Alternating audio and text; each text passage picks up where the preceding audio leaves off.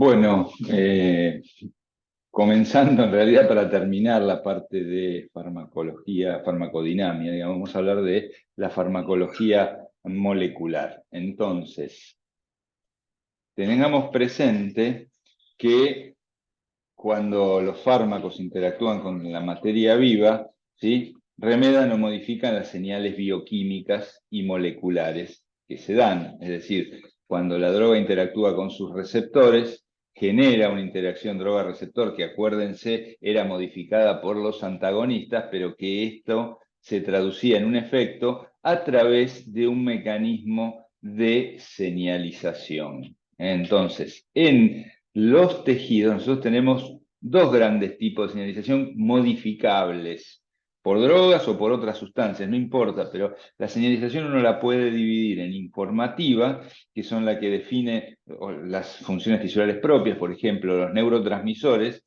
son señales que utiliza el sistema nervioso para comunicar a las neuronas entre sí o con la glía. Entonces, esa es la señalización informativa y eso, la modificación por los fármacos la conocemos bien. Pero también tenemos una señalización estructural dada básicamente por sustancias neurotróficas o tróficas, digamos, factores de crecimiento, que determinan a lo largo de la vida, ¿sí? Que se formen los órganos, que haya después plasticidad y remodelación tisular, y obviamente algo que es el control metabólico, es decir, hay hormonas para este control metabólico. Entonces, hay una señalización estructural que también es modificable por los fármacos y recién ahora estamos conociéndola en su totalidad. Conocemos bien cómo funcionan las hormonas, pero toda la parte de factores neurotróficos o factores de crecimiento, citoquinas y demás, estamos analizándolas en mucho más detalle. Entonces nosotros tenemos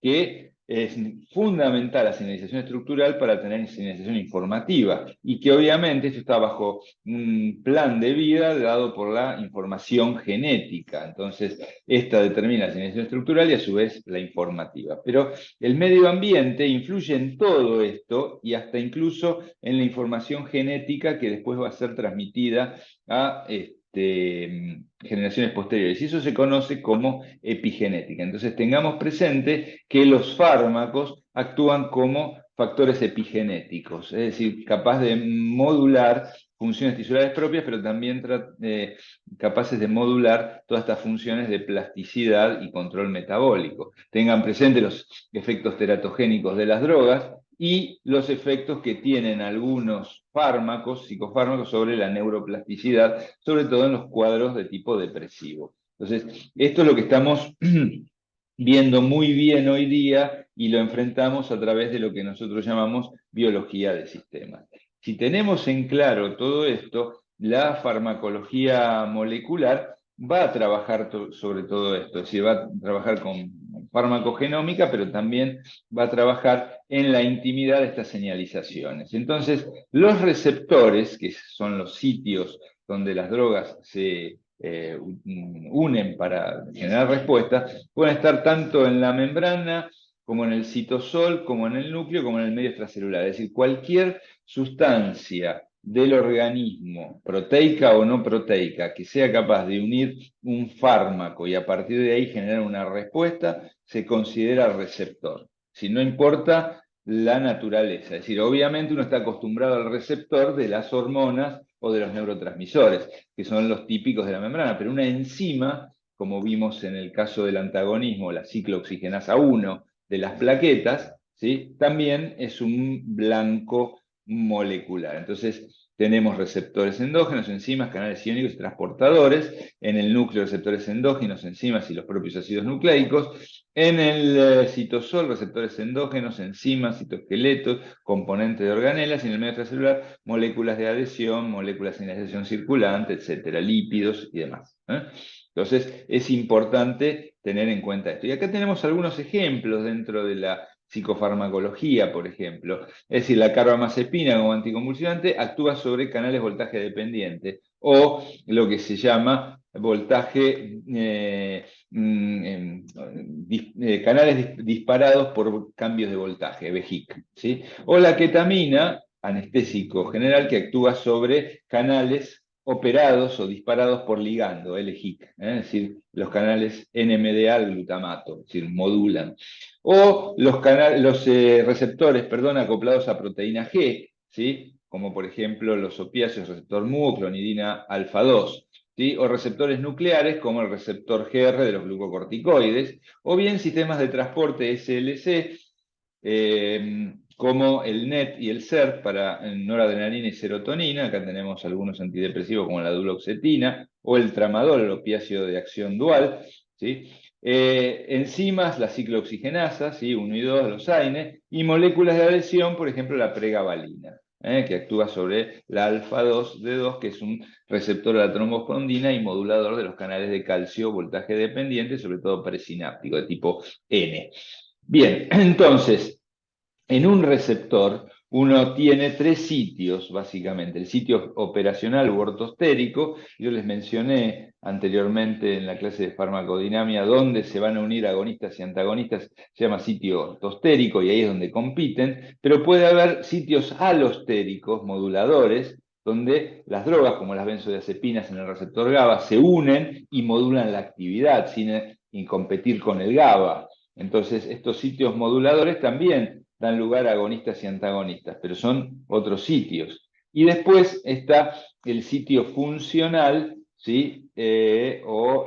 Transductor de la señal. Recuerden que había drogas que además de actuar en el sitio operacional ortostérico, en el sitio funcional transductor, en los sitios alostéricos, hay drogas que modifican la actividad de las enzimas catabólicas de las drogas o los receptores. Recuerden que eso lo llamamos o bien facilitadores, o bien lo llamamos agonistas indirectos. Acá, por ejemplo, esta duloxetina que bloquea el transportador de noradrenalina, ¿sí? Está bloqueando de alguna manera la capacidad metabólica o degradativa de la noradrenalina. Entonces, de alguna manera es un facilitador, para que tengan en claro. Pero volviendo a los 3 sitios entonces que están sobre el receptor, vamos a ver que, por ejemplo, en el sitio ortostérico, opiáceos y sus antagonistas actúan, la ketamina y las benzodiazepinas actúan en sitios moduladores de distintos canales, o la lidocaína, por ejemplo, o la carbamazepina bloquean este sitio funcional o transductor del receptor. En este caso es un canal y por lo tanto, de alguna manera impide el pasaje iónico, la lidocaína o la carbamazepina. Pero si fuera un receptor acoplado a proteína G, lo que estaría impidiendo es la unión, ¿sí? O el acople a la proteína G. Eso es importante. Entonces, un agonista siempre tiene que poseer 2 actividades, ¿sí? La eficacia, que ya la vimos en la curva de respuesta de 0 a 1, que es eficacia o actividad intrínseca, es una propiedad que le permite a la droga cambiar la conformación estructural del receptor. Ahora vamos a verlo desde el punto de vista molecular. El receptor presenta distintos conformeros y tal cambio conformacional se hace o determina que se enganche este receptor a algún miembro de la cascada de señalización y promueva finalmente la respuesta. Y el otro mecanismo, la otra propiedad, ahora vamos a ver, es la afinidad, ¿sí? La droga tiene que reconocer y ligarse al receptor, ¿sí? Esto se estima a través de estudios de unión o binding y se expresa como constante de equilibrio KD de unión reversible entre droga y receptor. Es decir, la afinidad es propia de los agonistas y antagonistas. En cambio, la actividad intrínseca es propia de los agonistas, porque decimos que los antagonistas no tienen actividad intrínseca porque no son capaces de activar el sistema.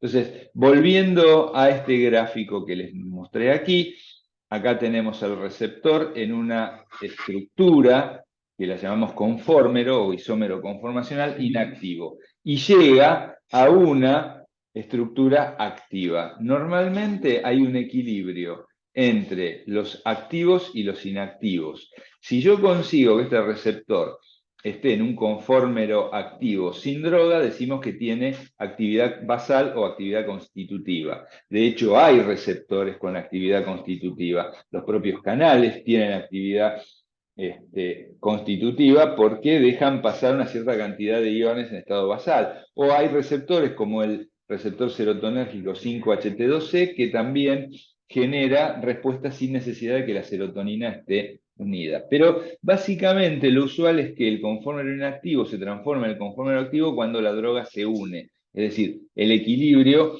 se desplaza en este sentido. Entonces, cuando nosotros ponemos el asterisco, como lo vimos anteriormente, tiene que ver con que la droga, de alguna manera, indujo al receptor en estado activo. Es decir, acá tenemos el asterisco, es sinónimo de actividad. Y esto, de alguna manera, es capaz de engancharse a una señal, y esta señal, de alguna manera, en la cascada se amplifica. ¿Por qué? Pues si esta señal 1 es una enzima que tiene actividad catalítica, por 5, por ejemplo, una de ellas modifica 5 enzimas sustrato, que a su vez cada una de ellas, si tiene la actividad también por 5, va a modificar a otras 5. Entonces el resultado final es una amplificación de 5 por 5, es decir, de 25. Y así sucesivamente. Por ejemplo, la insulina es capaz de lograr no 25 veces, sino algo así como 10 a la 9, es decir, 1.000 millones de veces. ¿Sí? Entonces, tengamos presente esto, ¿no? Esa capacidad amplificadora.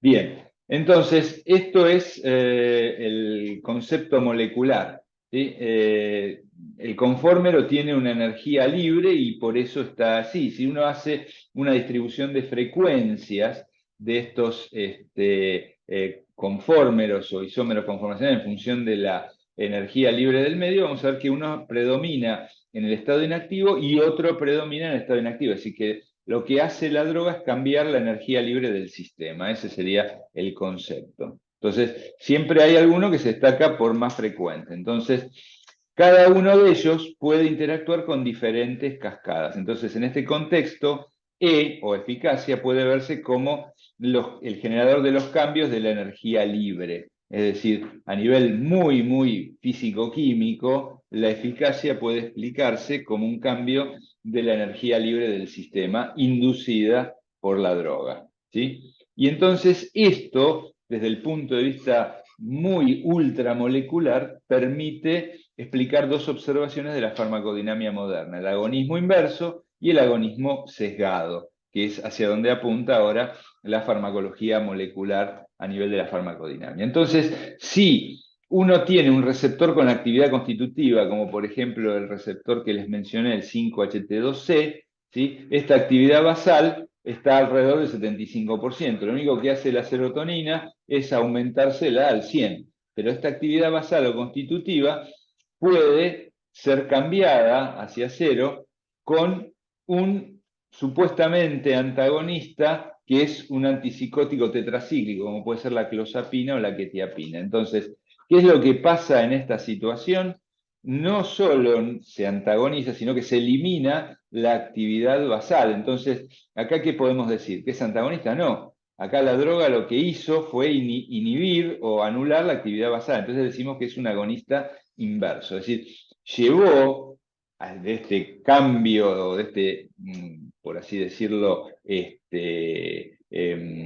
isómero conformacional que activa a una proteína GQ en forma basal, ¿sí? Ciertos antagonistas como la serotonina, el LSD o la sibutramina, correrlo por un lado hacia la derecha y generar anorexia. Pero por otro lado, los agonistas inversos, que era lo que les estaba mostrando, lo corren en sentido inverso, es decir, anulan la actividad basal y por lo tanto generan los fenómenos de hiperorexia asociados a estos fármacos. Pero más allá de la respuesta en sí, es que hacen un desplazamiento de los confórmeros hacia otros totalmente diferentes. Si este es uno que es el responsable de la actividad basal, los agonistas generan otros confórmeros predominantes y los agonistas inversos otros diferentes. Entonces, cada uno de estos confórmeros tiene diferentes respuestas que van de la hiperorexia a la anorexia y que los distintos fármacos, ¿sí? De alguna manera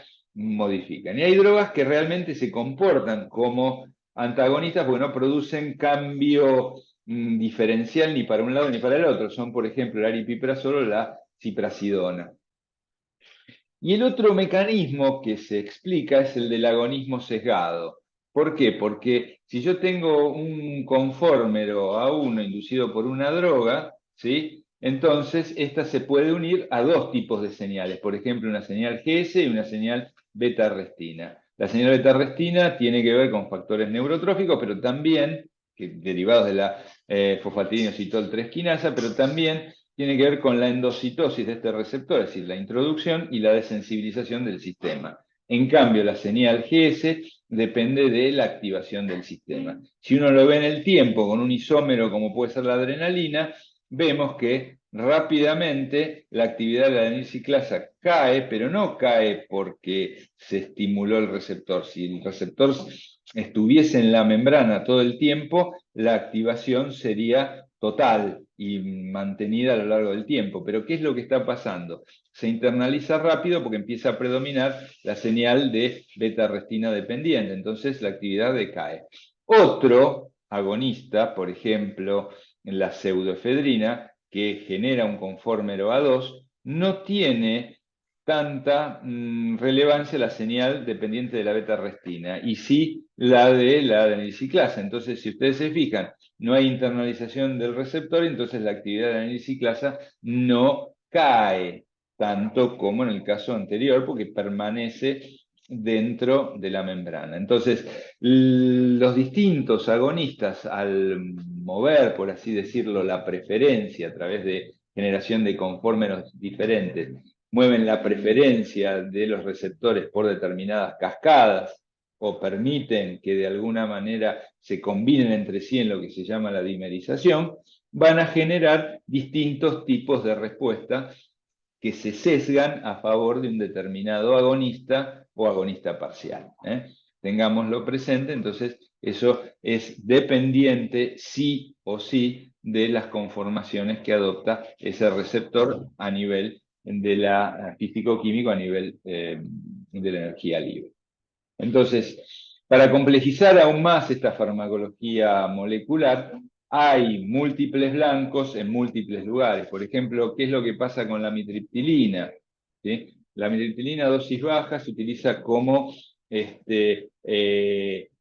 analgésico o digamos droga para calmar el dolor en el dolor crónico, el dolor neuropático. Entonces, este efecto, de alguna manera, depende de aumentar los niveles de noradrenalina, de aumentar los niveles de serotonina por bloqueo del NET y el SERT, y a su vez bloquear una serie de receptores que están relacionados, ¿sí?, con cada uno de estos sistemas. Bloquean el H1 y por lo tanto producen sedación, bloquean al receptor M3 y por lo tanto producen un efecto anticolinérgico, sequedad de boca, constipación y demás. Y entonces todo esto determina efectos favorables o efectos adversos. De más está decir que también pueden bloquear los canales, hacer un efecto quinidino símil, no a esas dosis, pero si uno aumenta, si uno aumenta el rango de dosis, ¿sí?, en este caso, consigue llegar al bloqueo de estos canales y generar respuestas anómalas a nivel cardíaco. Bien, entonces, ¿esto cómo se explica? Mediante el enfoque clásico, ¿sí?, uno dice, bueno, los antihistamínicos produjeron antipsicóticos y estos a su vez produjeron antidepresivos tricíclicos. Y a su vez de los antihistamínicos derivaron los anticolinérgicos. Entonces, es obvio que todas estas drogas de alguna manera conserven la capacidad de bloqueo H1 y M3, ¿sí? Y de alguna manera, a lo largo de la evolución, los receptores H1 y M3 reconocen exclusivamente sus ligandos endógenos, pero no así a las drogas derivadas de los antihistamínicos. Es decir, esto es lo que de alguna manera uno reconoce en estas drogas como el antipsicótico clozapina. ¿Bien? Ahora, el enfoque genético dice que no es solamente un tema de evolución de la estructura química, digamos, farmacológica, sino que los receptores genéticamente están emparentados. Fíjense que los M3 están muy emparentados con los H1, entonces es obvio que las drogas, aun cuando tengan pequeñas diferencias, puedan reconocer a uno y a otro, porque están bastante emparentados. Es decir, que de alguna forma estos receptores a lo largo de la evolución sí reconocen sus ligandos endógenos, pero una droga como la clozapina puede unirse a ambos porque, digamos, están bastante emparentados en cuanto a estructura molecular, entonces esta droga puede reconocerlos ambos porque son muy parecidos para ella. Y obviamente múltiples lugares está implicando que haya diferentes lugares dentro del organismo y dentro de la célula. Por ejemplo, en el citoplasma, los AINE bloquean la COX, pero también a través de algunos de ellos, sobre todo la indometacina, a partir de los PPAR gamma, ¿sí? Entrar en el núcleo y a partir de ahí producir algunos efectos adicionales, ¿sí? A través de la inducción de la lipocortina, no tan importante como lo de los glucocorticoides, pero de alguna manera ayudan al efecto de la ciclooxigenasa. U otros AINE son capaces, ¿sí? de potenciar el sistema endocannabinoide. Entonces eso da complejidad a la farmacología actual. Fíjense lo que pasa con los opiáceos. De alguna manera, nosotros tenemos 3 receptores clásicos y uno no clásico, es decir, el mu, el delta, el kappa son los clásicos, el de la nociceptina es no clásico, entonces fíjense cómo de alguna manera los opiáceos están actuando, o algunos de ellos están actuando además de los receptores mu, en el transportador de serotonina, o en el NMDA, o en el receptor D2, y para producir efectos que son adversos y otros que pueden ser favorables, como por ejemplo la analgesia, ¿no? Y desfavorables como las náuseas y los vómitos. Entonces, la complejidad es importante y se define por múltiples aspectos. Otro aspecto que da complejidad es la presencia de receptores de reserva. Los receptores de reserva es un concepto que tiene mucho que ver con los agonistas endógenos. Fíjense, por ejemplo, la dopamina resulta que tiene una constante de afinidad de 550 nanomolar para el desplazamiento de la curva, digamos, de unión bioquímica. Pero la curva dosis-respuesta se produce a concentraciones, y la C50 es de un par de órdenes más bajos, es decir, en cientos. ¿Y esto qué significa? Y está significando que con un 4% de ocupación, si uno pone, de los receptores, si uno pone ambas curvas, se obtiene el 90% de la respuesta. Quiere decir que con la cantidad de droga presente o de neurotransmisor presente a nivel de los receptores, con un solo 4% de su actividad genera el 90% de la respuesta. Y entonces, esta dice, ¿qué pasa con el 96% de los receptores? Y bueno, están en reserva, se dice.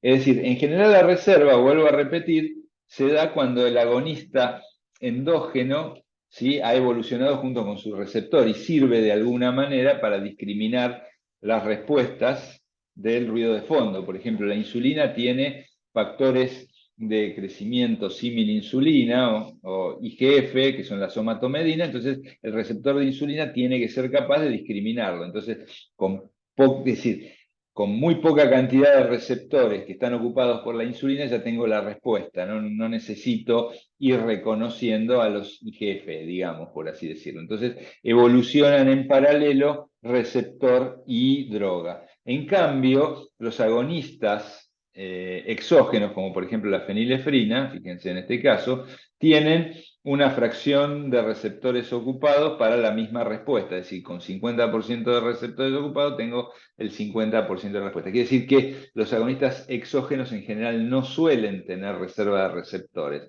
Esa reserva de receptores es más bien funcional, es decir, es cuán eficaz es ese receptor como para acoplarse en presencia de una determinada molécula con la cascada subsiguiente y reconocerla entre otras que pueden darle ruido de fondo, como les decía, la insulina con sus análogos.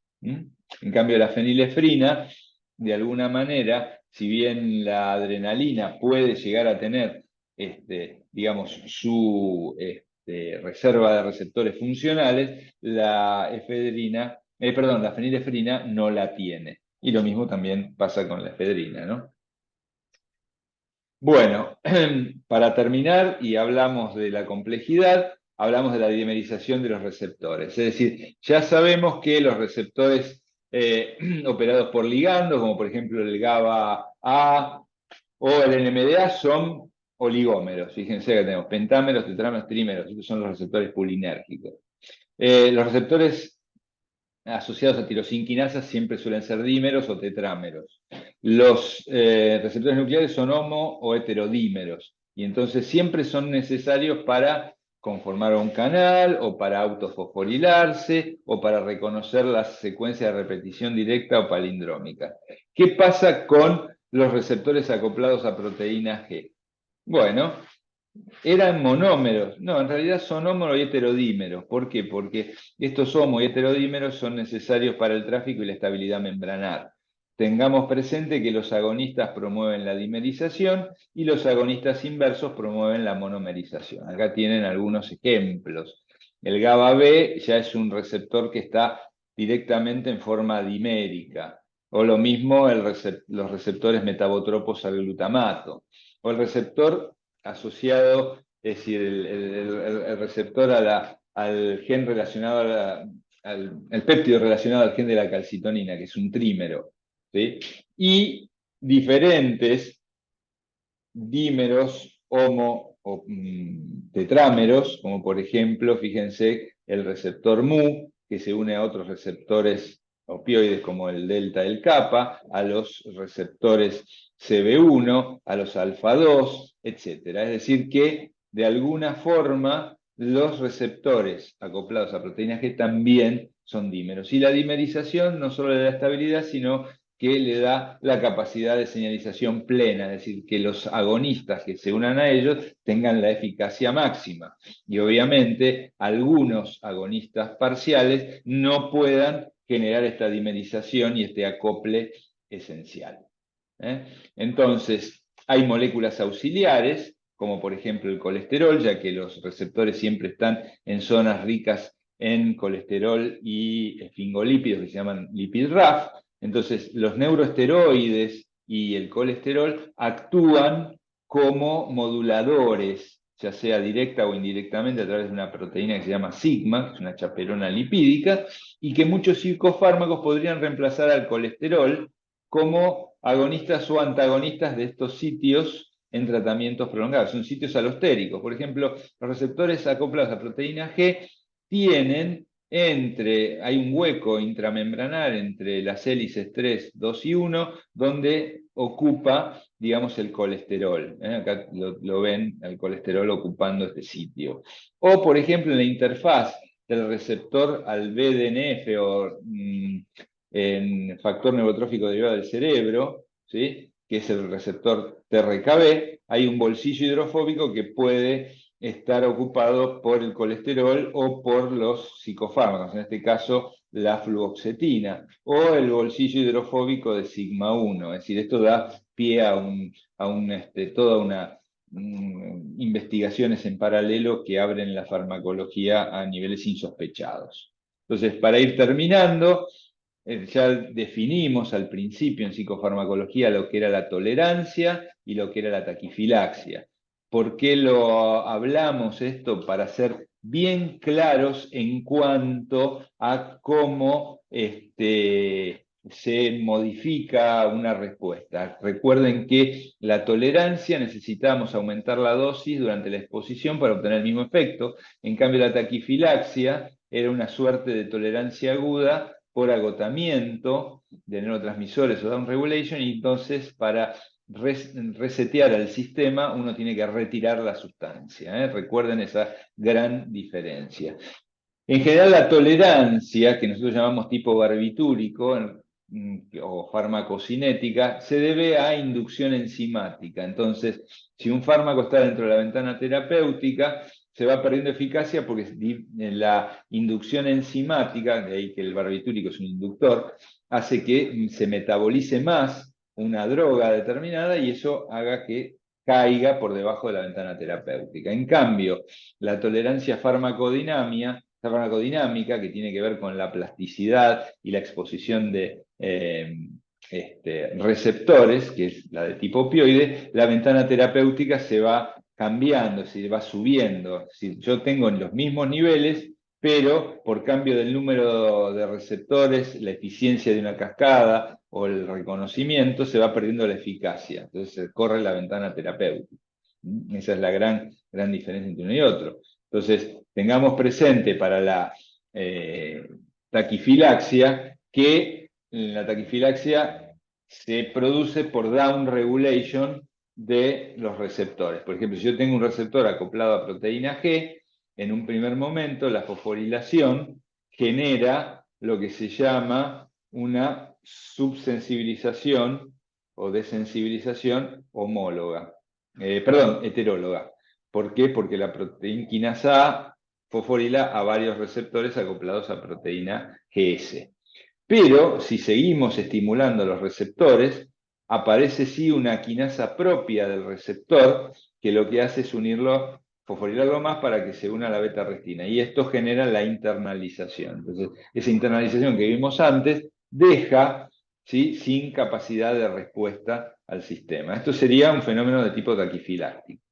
En cambio, los mecanismos adaptativos a largo plazo, ¿sí?, que son los que responden a la tolerancia, fíjense cómo, de buenas a primeras, el receptor MU, que está asociado a proteína GI, termina asociándose, ¿sí?, a GQ, que es una proteína estimulante. Entonces, y a cambios genéticos que hacen que aumenten estos receptores. Entonces, por plasticidad a largo plazo, aparecen estos mecanismos de tolerancia. ¿Bien? Bueno, eso es todo.